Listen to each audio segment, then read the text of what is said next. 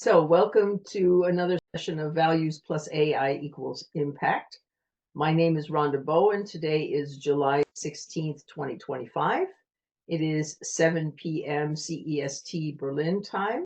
It's our third session today of today's sessions, and we're very happy that you're joining us either here in person or if you're just able to watch the recording. We're happy about that as well.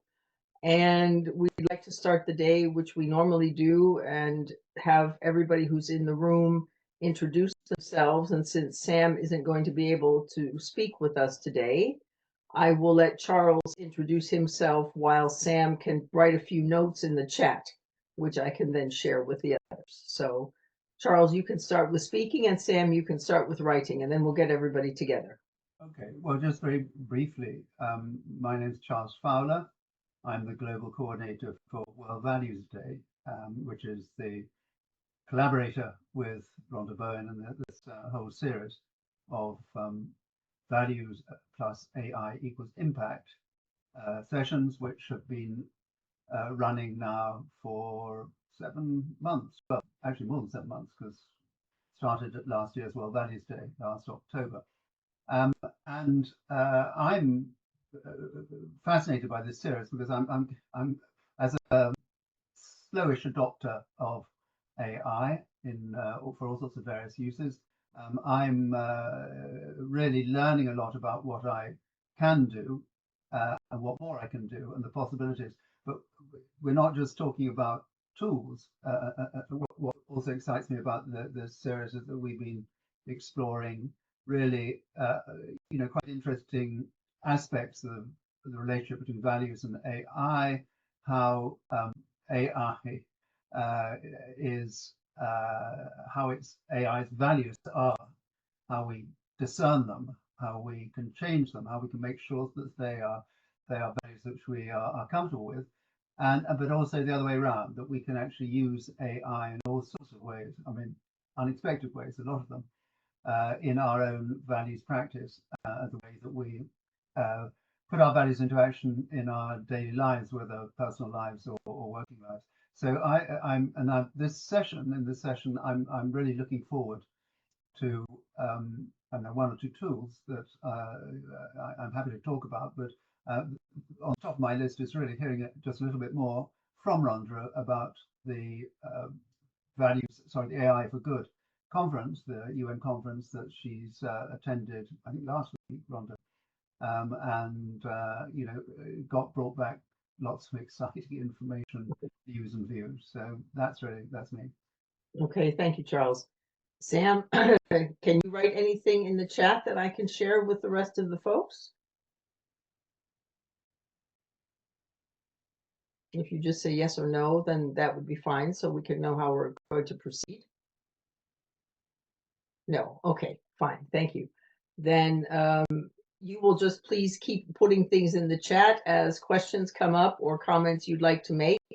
Since you can't be with us interactively in person today, we're very happy that you're with us and can talk with us in the chat.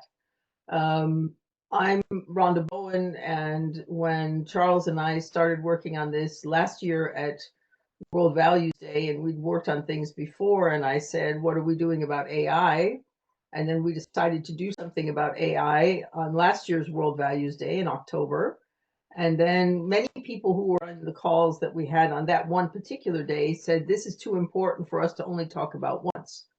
We need to have this going on an ongoing basis. So in December, Charles and I announced the first sessions of these, which are usually on the second Wednesday of the month. This month, a week later, because of my delay of being at the conference in Geneva. But we really have enjoyed watching the evolution of how this started out with people just asking questions and what can AI do? And now AI is so much more prevalent in our society and in the media in ways that are good and maybe not so good.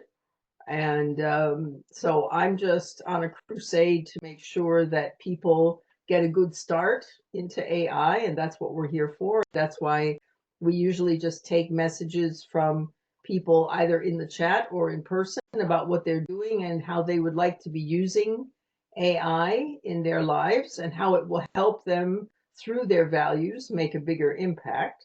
And I was at the UN AI for Good conference last week in Geneva, Switzerland, and it was the 8th conference of this type. So this has been happening for a long time now. It was 4 full days with lots and lots of things going on, including things like setting standards and looking at guidance. And also there are things called the Impact Awards.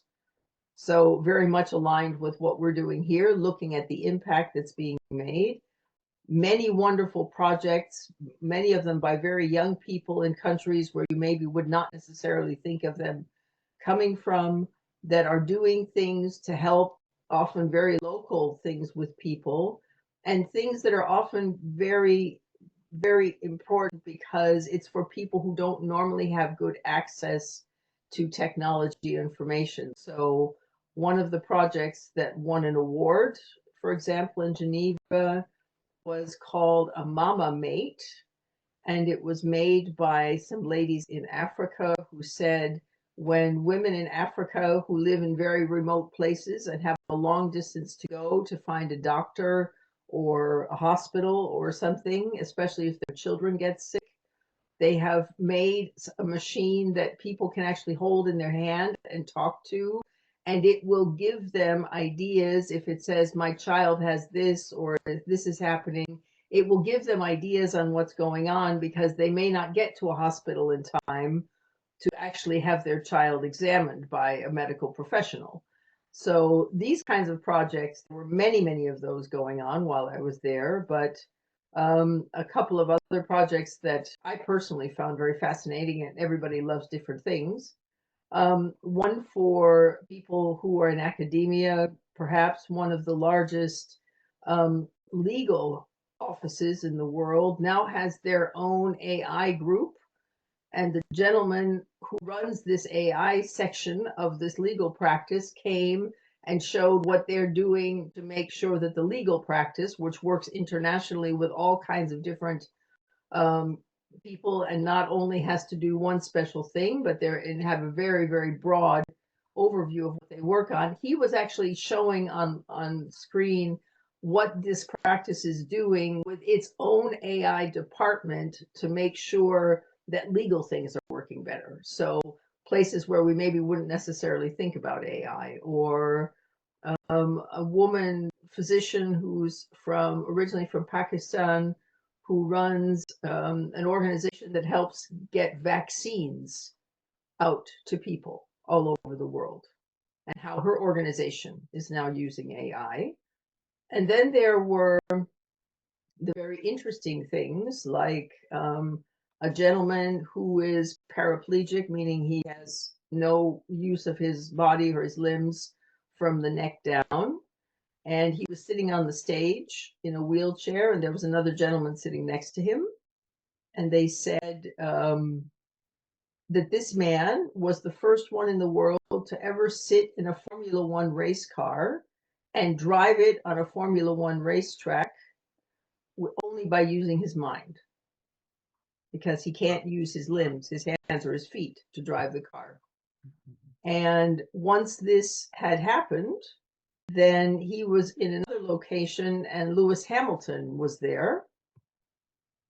And this gentleman in the wheelchair was in the audience, and he spoke to Lewis Hamilton and said that he would like to challenge him to drive a race against him in a Formula One car, because he's the first person who could drive a car only with his mind. And Lewis Hamilton said basically, well, yes, I'd love to, but I also want to drive only with my mind.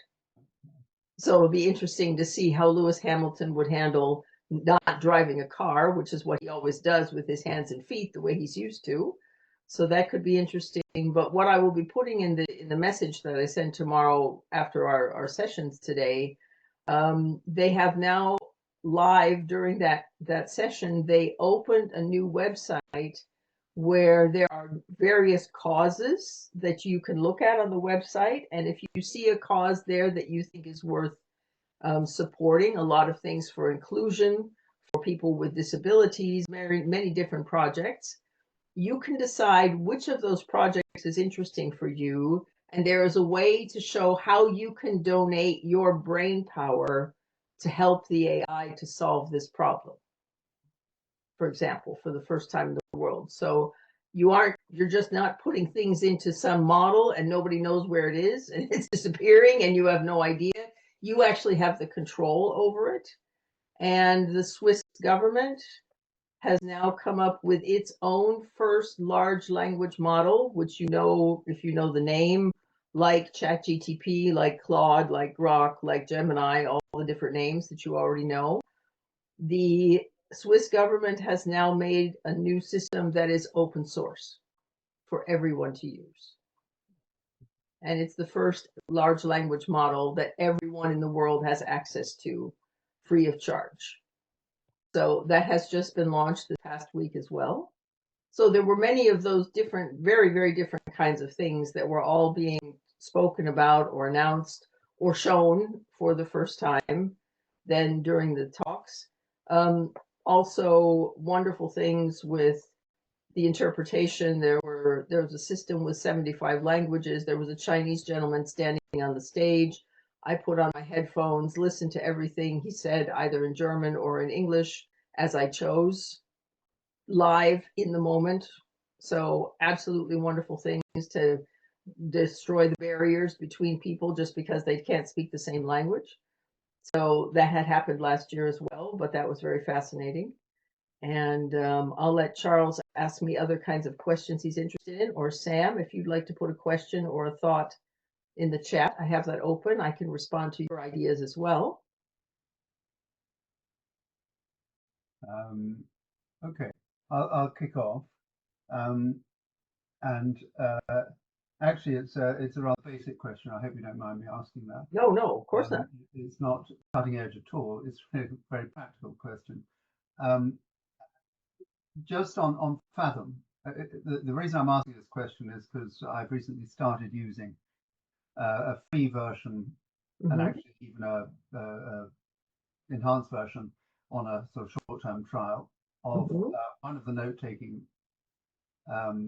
AI bots, which one of the big issues I have, like all of you, is we have so many calls, and some of them I can make very brief notes by hand. Some of them I don't need to make notes. I remember, but there are quite a lot of them that actually they need a bit of careful note taking, and I find it not so much difficult to take the notes, but to get everything down, to take part in the conversation.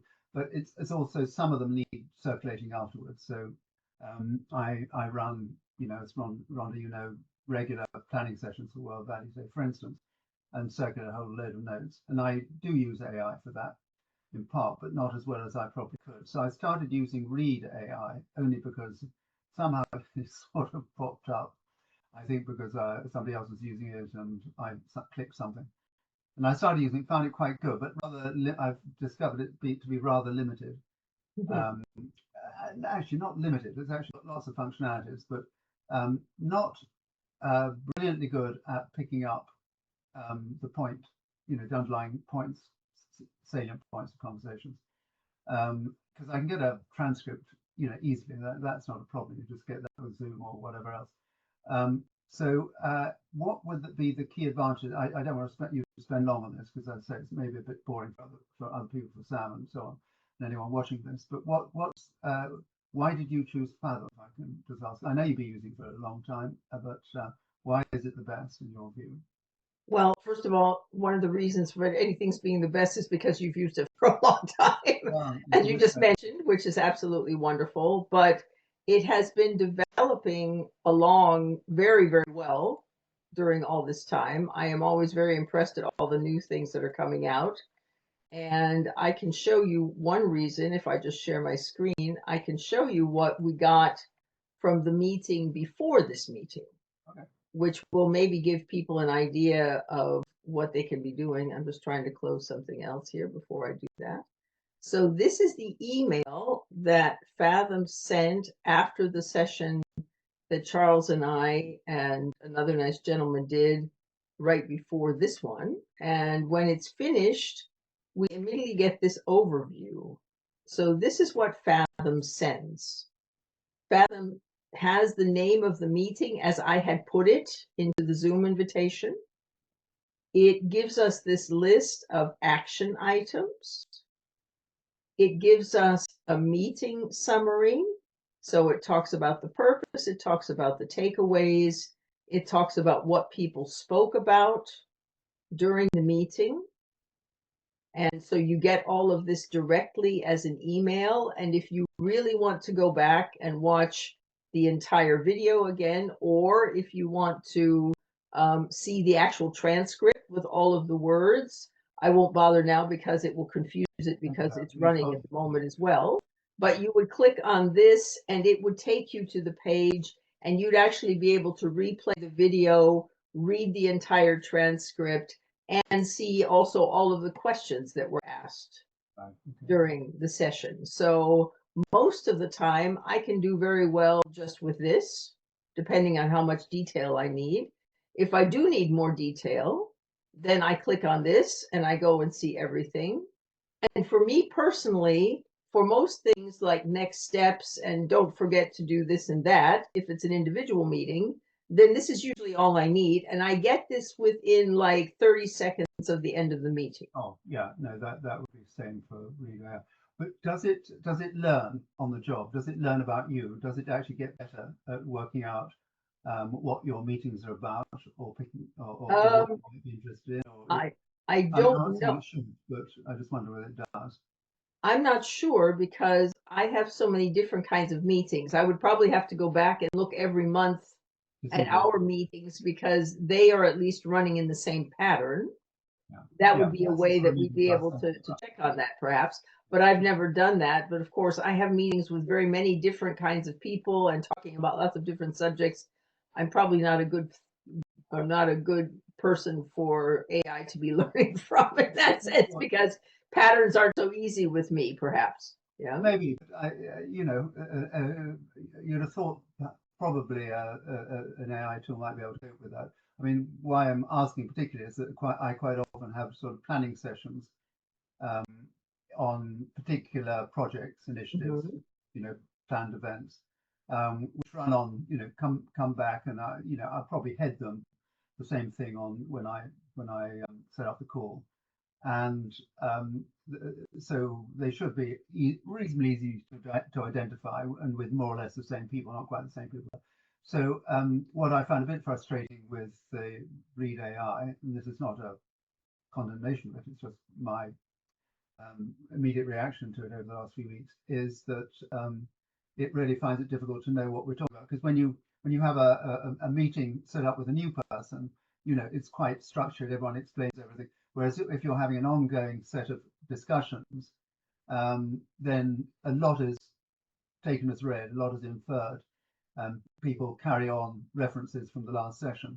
And actually, I find the AI tool, not surprisingly, completely at sea there. Whereas if it had been taking notes before and was really intelligent, it would actually understand as well as we do what we're talking about, picking up on topics from the last session or the last few sessions. Well, I suppose that's maybe one of the problems if it were trying to analyze what I'm doing, because if it weren't just looking, say, at all of our sessions as a group, Yeah. and trying to analyze what's going on just in those kinds of sessions, if it's going chronologically, that's going to be a big problem because tomorrow we won't be doing any more of these sessions. Yeah. But let me just share my screen so those of people who don't have Fathom yet can see where you would go to look for it. It's called fathom.video. And there is this nice lady that talks about this here at the beginning and shows you the things that it does. So this is a very good explanation of how this works. And you have these various choices of things you would like to be doing. I said this is all very new. This is not anything that was in there at the beginning when I first started with it. It's been wonderful, wonderful things. And notice you can actually share clips from the videos as well. And that's really good, isn't it? Yeah. Because we were talking earlier about maybe exploring past videos of these sessions to try and identify some good clips, Yes. which is a slightly intimidating task to do it by hand, as it were, because we've got what 20, something like 20 videos, more than that, Yeah. 20, more than 20 videos there to explore, and it would take a long time. But if we've got some system like Fathom that helps us explore and find the right clips, and also extract those clips, which by hand is a slightly boring job. Well, there are other tools that do that extremely well and know which things are good for social media. I wouldn't do that in Fathom. I would do that in another tool, but you notice what it's doing here. It's if you ask Fathom what is going on, if you just watch this again, did we discuss how to use Fathom in the last meeting? And it will go back and check. So some of what you were talking about is the AI is taking care of that. And the AI is embedded here in the system. Yeah. Okay. So part of what you were just asking, Charles, I think, as I said, I haven't sat down and looked at this all, but and it, as I said, and it integrates with a lot of other tools depending on what you're using for the rest of your business, which is great. Oh. So it can be added into all the things like Zoom and whatever, and it's really made wonderful advances since the beginning when I first started using it many, many years ago. And as I said, I will put that in the notes. It's just fathom.video is the website for you to look. And as I said, I absolutely love it. The people at on the service end are very, very good. You get answers quite quickly. And the technical services, in my opinion, is also very good. Okay, no, that's very helpful. So that's a big help. I'll For those of us who are not technical, it's nice to have help when we need it. Yeah, absolutely. Well, I fall into that category too, certainly. I think Sam, is there anything else you wanted to have us speak about, or something you'd like to mention, or an idea that you have that you'd like us to bring into the conversation?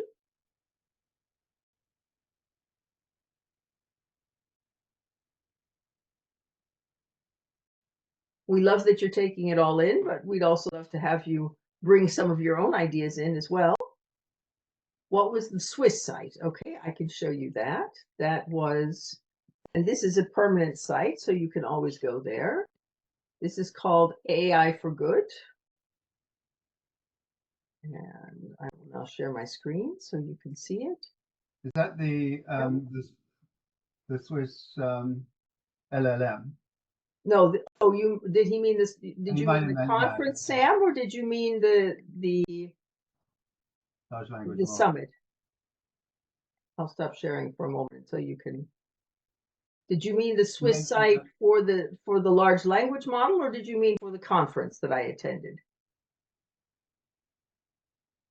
The open source, okay. I will be putting that. I don't have the link with me at the moment because there were too many. I will be putting that in the email that I send out tomorrow with all of the follow-up because I don't have it here.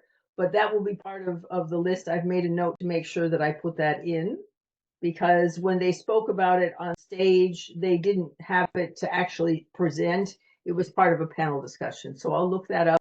And when you get the emails tomorrow about all the sessions today, Sam, you'll be able to see the link to that. Okay? Good. Thank you. All right. Well, I'm looking at the clock and seeing that this is the time that we had originally allotted for this session. Sam, do you have any other things you'd like to find out about or comments you'd like to make before we close today? Okay, good. We're so happy that you were with us and able to join us. Charles, any last minute thoughts that you have? As I say, I'm sorry if asking about Fathom against Read AI is a little bit banal. But it is useful to ask practical questions as well. Although very much so. These sessions have actually moved towards some very interesting discussions about the broader principles values in AI from all sorts of different aspects, but it's good to get back occasionally to the day-to-day issues and just be able to touch base on those. And for instance, we've had a good mixture in our earlier sessions today between the tools, as it were, and like Prompt Cowboy, which you mentioned, I've never heard of, which does sound a great way of fine-tuning one's search and requests for information from the large language models. But we've also had some great discussions of quite big, deep issues about AI and its role in society and how values fits into that. I think I'm fine. I've had three really good sessions today, so thank you very much indeed, Rhonda. Okay, well, thank you for all your contributions. And Sam, thank you for being with us today. We hope you'll be able to join us again sometime when it's easier for you to possibly be on camera and on video and audio, and we'll be able to speak to you more. But you will be receiving, since we have your email address, you'll be receiving an email tomorrow with a link so that you can go back and see this video again and get all of the sources and the links to various things that we've discussed, not only in our session today, but in all three sessions. So that will be going out tomorrow as soon as we get all the videos uploaded to our platform. Okay, so we thank you everyone for coming. Those of you who are watching the recording, thank you for doing that as well. We appreciate the time you take to be with us, and make sure that when you are in Compolium and you have any questions, feel free to